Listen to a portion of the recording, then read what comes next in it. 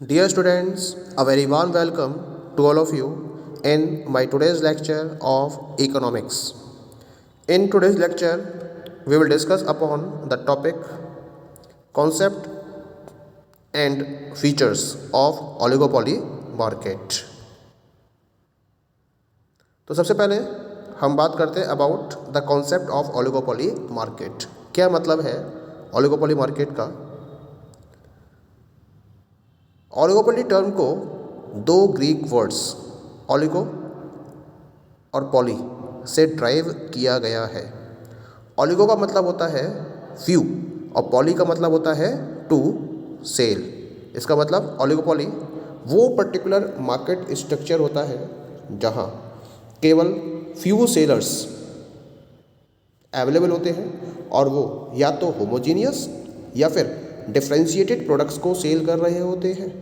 Few sellers का मतलब होता है मोर देन टू, दो से कम नहीं चलेगा, दो से ज़्यादा सेलर्स होने चाहिए। इसका मतलब जो ओलिगोपोली कंपटीशन है वो मोनोपोलिस्टिक कंपटीशन और मोनोपोली कंपटीशन के बीच की सिचुएशन है। ठीक है, now come to the definition of oligopoly market. Oligopoly refers to a market situation in which there are a few firms selling homogeneous or differentiated products. Oligopoly is sometimes also known as competition among the few, as there are few sellers in the market and every seller is influenced by the behavior of other firms. तो बहुत simple सी definition है oligopoly market की। Oligopoly उस market situation को define करता है जहां few firms homogeneous या फिर डिफरेंशिएटेड प्रोडक्ट्स को सेल कर रही होती हैं। इसी वजह से हम ओलिगोपोली को कंपटीशन अमंग द फ्यू के नाम से भी जानते हैं, क्योंकि मार्केट में फ्यू सेलर्स ही अवेलेबल होते हैं और हर एक सेलर इन्फ्लुएंस भी करता है और उस पर भी बाकी फर्म्स का इन्फ्लुएंस पड़ता है। यानी कि अदर फर्म्स का जो एक्शन रहता है उसका इफेक्ट बाकी फर्म्स पर भी पड़ता है। तो हम इस पर्टिकुलर मार्केट सिचुएशन को ओलिगोपोली मार्केट का नाम देते हैं। That is clear. Now we come to the next topic and this is about the examples of oligopoly market. यानी कि कौन कौन से प्रैक्टिकल बेसिस पर मार्केट्स हैं जिन्हें हम ओलिगोपोली मार्केट की कैटेगरी में रख सकते हैं। अगर मैं इंडिया के पॉइंट ऑफ व्यू से बात करूं, markets for automobiles, cement, steel, aluminium, these are the examples of oligopolistic market.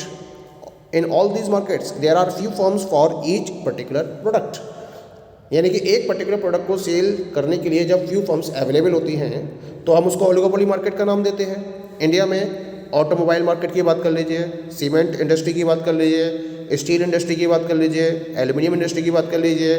इन सारी इंडस्ट्रीज़ के अंदर क्या है, very few sellers are available. या फिर टेलीकॉम कंपनीज की बात कर लीजिए, बहुत कम सेलर्स अवेलेबल है। जैसे प्रेजेंट सिनेरियो में अगर मैं टेलीकॉम इंडस्ट्री की बात करूँ तो 4 या 5 मेजर प्लेयर्स हैं, जैसे कि BSNL, जियो, वी, एयरटेल।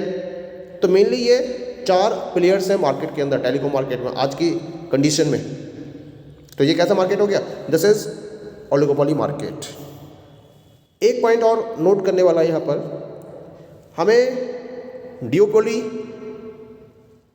से ओलिगोपोली को कंफ्यूज नहीं करना है। डिओपोली है क्या? ये भी ओलिगोपोली का एक स्पेशल कोई केस होता है। डिओपोली वर्ड है यहाँ पर डिओ प्लस पोली, तो 2 ही सेलर होते हैं। तो when there are exactly 2 sellers available in the market selling the same product, then it is known as the duopoly market. duopoly market के अंदर ये एज्यूम किया जाता है कि दोनों फर्म्स के द्वारा जो प्रोडक्ट्स सेल किए जा रहे हैं वो होमोजीनियस नेचर के हैं और इसी वजह से दोनों एक दूसरे के सब्स्टिट्यूट नहीं होते हैं। ठीक है, एग्जाम्पल के तौर पर पेप्सी और कोका कोला। हालांकि आज के सिनेरियो में सॉफ्ट ड्रिंक मार्केट में और भी बहुत सारी कंपनीज अवेलेबल हैं, लेकिन डायरेक्ट कंपटीशन पेप्सी और कोको कोला के बीच में ही रहता था। तो ये एक डियोपोली का एग्जाम्पल रहा करता था कभी। ठीक है, चलिए अब हम बात करते हैं अबाउट द मेन फीचर्स और कैरेक्टरिस्टिक्स ऑफ ओलिगोपोली मार्केट। क्या क्या इसके मेन फीचर्स हैं?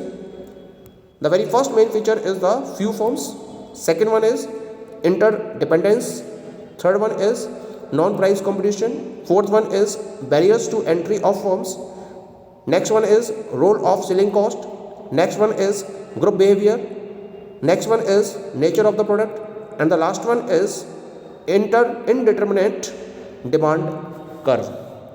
तो इन 8 पॉइंट्स के बेसिस पर हम ओलिगोपोली मार्केट के डिफरेंट फीचर्स या फिर कैरेक्टरिस्टिक्स को डिस्कस करेंगे। Now let us come to the very first one. The very first one is the few firms. Under oligopoly, there are few large firms. The exact number of firms is not defined. Each firm produces a significant portion of the total output. There exists severe competition among different firms, and each firm try to manipulate both prices and volume of production to outsmart each other. बहुत कम firms available होती हैं oligopoly market के अंदर, और वो कैसी होती हैं? लार्ज फर्म्स होती हैं। कम फर्म्स हैं लेकिन उनके पास, हर किसी के पास मार्केट का एक प्रॉपर शेयर रहता है, लार्ज स्केल पर ये अपने ऑपरेशंस को रन कर रही होती हैं।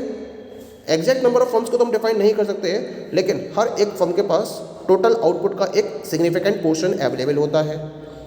एक प्रॉपर कॉम्पिटिशन रहता है हर फर्म के बीच में, और हर एक फर्म अपने प्रोडक्ट को ज़्यादा से ज़्यादा क्वांटिटी में सेल करने के लिए प्राइस और वॉल्यूम ऑफ प्रोडक्शन दोनों में मैनिपुलेशन करती रहती है। ठीक है, now come to the next feature. इसके एग्जांपल समझ लेते हैं हमें ना।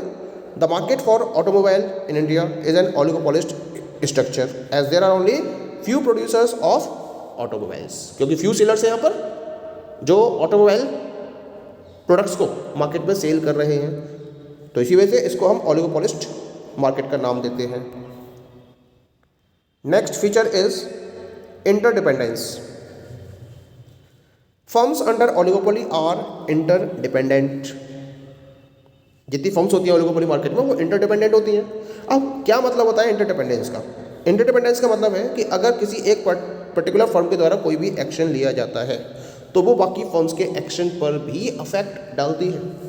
यानी कि एक पर्टिकुलर फर्म का एक्शन दूसरी फर्म्स को भी एक्शन लेने पर मजबूर कर देता है। यानी कि ओलिगोपोली मार्केट में हर एक एक्शन का रिएक्शन जरूर सामने आता है। तो जब कोई भी पर्टिकुलर फर्म अपने प्रोडक्ट के प्राइस और आउटपुट लेवल को डिसाइड करती है तो वो ये जरूर देखती है कि जो उसके मार्केट में कॉम्पिटिटर्स हैं उनके प्रोडक्ट के प्राइस कितने हैं और वो किस पर्टिकुलर लेवल पर या कितने आउटपुट को वो मार्केट में सेल कर रहे हैं, कितना आउटपुट प्रोड्यूस कर रहे हैं, और उसके अकॉर्डिंग ही अपने डिसीजन को फाइनलाइज करती है। अगर एक फर्म के प्राइस या आउटपुट में कोई भी चेंज होता है तो इसका रिएक्शन तुरंत आता है और दूसरी फर्म्स भी उसी तरीके से मार्केट में ऑपरेट करना शुरू कर देती है। इसी वजह से हम कह सकते हैं कि जो ओलिगोपोली मार्केट है उसमें फर्म्स क्या होती हैं? They are interdependent. Now come to the next feature. The next feature of oligopoly market is non price competition. Under oligopoly firms are in a position to influence the prices, however they try to avoid price competition for the fear of price war. क्योंकि oligopoly market के अंदर हर एक firm इस position में होती है कि वो प्राइस को प्रॉपर्ली इन्फ्लुएंस कर सकती है, क्योंकि हर किसी के पास मार्केट का एक लार्ज पोर्शन अवेलेबल रहता है। अब होता क्या है कि ये फर्म्स क्या करती हैं? प्राइस कंपटीशन को अवॉइड करना चाहती हैं हमेशा, क्योंकि प्राइस कंपटीशन का रिजल्ट क्या आता है? Price war. और प्राइस वॉर से क्या होगा? हर किसी को अपने प्रोडक्ट के प्राइस कम करने पड़ेंगे, जिससे कि हर फर्म क्या होगी? एक टाइम के बाद लॉस में आना शुरू हो जाएगी। तो इसी वजह से वो प्राइस कंपटीशन को फॉलो नहीं करना चाहते हैं। क्या फॉलो करते हैं वो? They follow the policy of price rigidity, यानी कि एक प्राइस डिसाइड कर लिया जाता है इंडस्ट्री के द्वारा और उसी पर्टिकुलर प्राइस पर सारे प्रोड्यूसर्स अपने प्रोडक्ट्स को सेल कर रहे होते हैं। तो फिर कंपटीशन कैसे होगा उनके बीच में? तो इनके बीच में प्राइस कंपटीशन को फॉलो ना करके बल्कि एक नॉन प्राइस कंपटीशन को फोकस किया जाता है। और फर्म इसके लिए डिफरेंट टाइप के मेथड्स जैसे कि advertising, better services to customers, better quality products, इनको अवेलेबल कराती है, जिससे कि वो एक दूसरे से प्रॉपरली कॉम्पीट कर सके और ज़्यादा से ज़्यादा क्वांटिटी में अपने प्रोडक्ट्स को सेल कर सके। The next feature is barriers to entry of firms.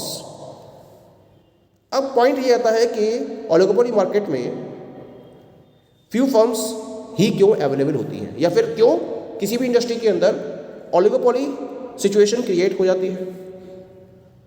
तो इसका रीजन होता है वो पर्टिकुलर बैरियर्स जिनकी वजह से नई फर्म्स एंट्री नहीं कर पाती हैं इंडस्ट्री के अंदर, जैसे कि patents, requirement of large capital, control over crucial raw material. ये कुछ पर्टिकुलर फैक्टर्स हैं जिनकी वजह से नई फर्म्स इस मार्केट में एंटर नहीं कर पाती हैं। ठीक है, केवल और केवल वही फर्म्स इंडस्ट्री के अंदर अपने ऑपरेशंस को आगे बढ़ा पाती हैं जो इन बैरियर्स को क्रॉस कर लेती हैं। और इसका रिजल्ट क्या होता है, लॉन्ग रन में जितनी भी फर्म्स होती हैं ओलिगोपोली मार्केट के अंदर वो एबनॉर्मल प्रॉफिट को अर्न करती हैं। नॉर्मल प्रॉफिट अर्न नहीं होता इनकी तरफ से, जैसा मोनोपोलिस्टिक मार्केट था वहाँ नॉर्मल प्रॉफिट को अर्न करती हैं लॉन्ग रन में सारी फर्म्स, लेकिन ओलिगोपोली मार्केट में लॉन्ग रन में जितनी भी फर्म्स हैं they are earning the super normal और abnormal profits. Now come to the next one. The next feature is role of selling cost. Due to severe competition and interdependence of the firms, various sales promotion techniques are used to promote sales of the product। क्योंकि इनके बीच में price competition को avoid किया जाता है और non price competition चलता है, तो इसी वजह से अपने प्रोडक्ट की सेल को इंक्रीज करने के लिए, क्योंकि कंपटीशन भी टफ है, इंटरडिपेंडेंस भी है, तो नॉन प्राइस कंपटीशन को फोकस करती हैं ये, और इसके लिए अपने प्रोडक्ट को प्रमोट करने के पॉइंट ऑफ व्यू से डिफरेंट टाइप की सेल्स प्रमोशनल टेक्निक्स का यूज़ किया जाता है डिफरेंट फर्म्स के द्वारा, जिससे कि ज़्यादा से ज़्यादा क्वांटिटी में ये अपने प्रोडक्ट को सेल कर रहे हैं। एडवर्टीजमेंट सबसे ज़्यादा फोकस किया जाता है ओलिगोपोली फर्म्स के द्वारा, और एक ऐसा भी पॉइंट आ जाता है जहाँ जो एडवर्टीजमेंट है वो एक matter of life and death बन जाता है डिफरेंट फर्म्स के लिए। इसके बेसिस पर हर फर्म एक दूसरे से बहुत एक इंटेंस कंपटीशन को फॉलो करती है। A firm under oligopoly relies more on non price competition. जैसा कि हमने पहले भी डिस्कस किया था, प्राइस कंपटीशन को ये अवॉइड करते हैं और ज़्यादा से ज़्यादा ये नॉन प्राइस कंपटीशन को ही फोकस करना चाहते हैं, और उसके लिए ये डिफरेंट टाइप के प्रमोशनल टूल्स या टेक्निक्स का यूज़ करते हैं, जिसकी वजह से इनकी कॉस्ट भी इन्वॉल्व हो जाती है प्रोडक्ट की कॉस्ट में। Next one is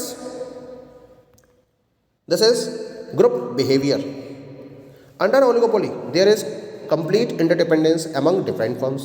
So, price and output decisions of a particular firm directly influence the competing firms. Instead of independent price and output strategy, oligopoly firms prefer group decisions that will protect the interest of all the firms. Group behavior means that firms tend to behave as if they were a single firm, even though individually they retain their independence. होता क्या है oligopoly market के अंदर, जब situation अगर typical होती चली जाती है तो ये ग्रुप में बिहेव करना शुरू कर देती है फर्म्स, क्योंकि ओलिगोपोली मार्केट में एक कंप्लीट इंटरडिपेंडेंस होती है डिफरेंट फर्म्स के बीच में। अगर एक फर्म अपने प्राइस और आउटपुट में कोई भी चेंज करती है तो दूसरी फर्म को भी अपने प्राइस और आउटपुट में चेंज करना ही पड़ता है, मजबूरी है उसकी, उसे भी अपनी आउटपुट और प्राइस स्ट्रेटजी को चेंज करना पड़ता है। तो होता क्या है, इसके लिए ये फर्म्स आपस में ग्रुप में बिहेव करना शुरू कर देती है, एक कॉम्प्रोमाइज़ कर लेती है एक दूसरे के साथ में, यानी कि इनके द्वारा इस तरह से मार्केट में बिहेव किया जाता है जैसे मानो कि ये एक सिंगल फर्म हो।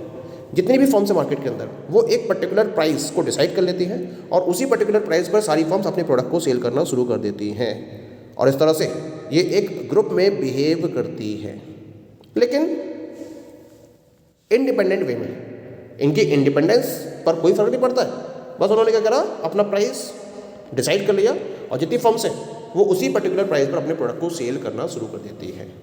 तो इस तरह से ओलिगोपोली मार्केट में फर्म्स ग्रुप में भी बिहेव कर सकती हैं।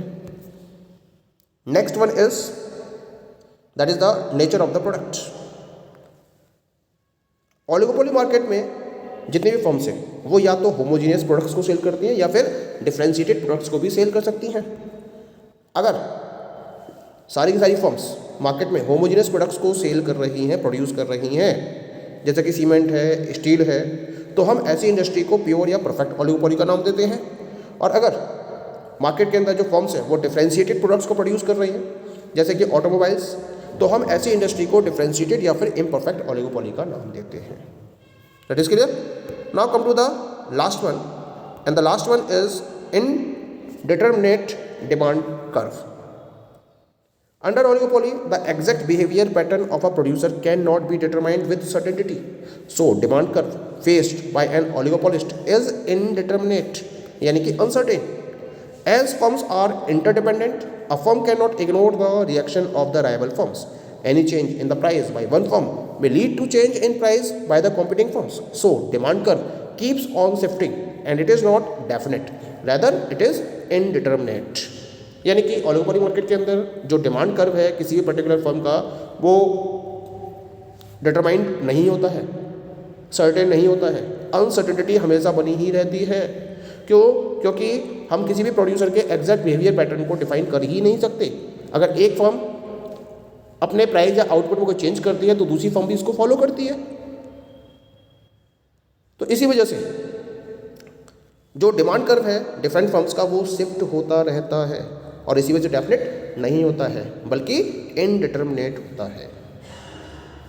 Okay, so these all are the different features of oligopoly market. Thank you.